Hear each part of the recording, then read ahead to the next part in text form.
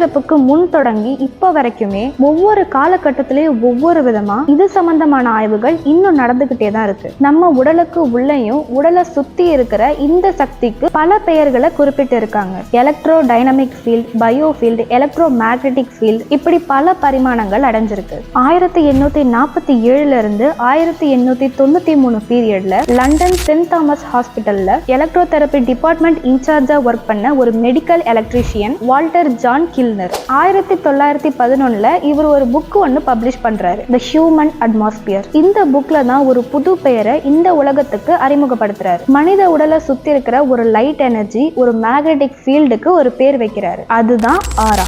ஆராங்கிறது ஒரு கிரேக்க சொல். இதுக்கு மீனிங் பிரீஸ் ஆர் பிரீத். இதுக்கு நேரடியான அர்த்தம் எடுக்காம இந்த கான்செப்டுக்கு தகுந்த அர்த்தம் என்னன்னு பார்த்தோம்னா ஆன்மா, உயிர், ஒளி, காற்றலைகள், இதுதான் அர்த்தம். இந்த ஒளி ஒருத்தருக்கு ஒருத்தர் வித்தியாசப்படுறதாகவும் அவங்க உடம்புக்குள்ள இருக்கிற எலக்ட்ரோ மேக்னெட்டிக் சிக்னல் ஸ்ட்ரென்த்தை பொறுத்து வெளியே இருக்கிற ஆராவோட அளவுல வித்தியாசங்கள் இருக்கும்னோ, ஆராக்கு பல வண்ணங்கள் இருக்கும்னோ அந்த புக்ல மென்ஷன் பண்ணியிருக்காரு. கண்ணுக்கு தெரியாத இந்த ஆராவை ஒரு கெமிக்கல் ரேஸ் மூலமா பார்க்கவும் முடியும்னு சொல்லியிருக்காரு. பின் நாட்கள்ல ஆராவை போட்டோ எடுக்கிற கருவிகளும் கண்டுபிடிக்கப்பட்டுச்சு.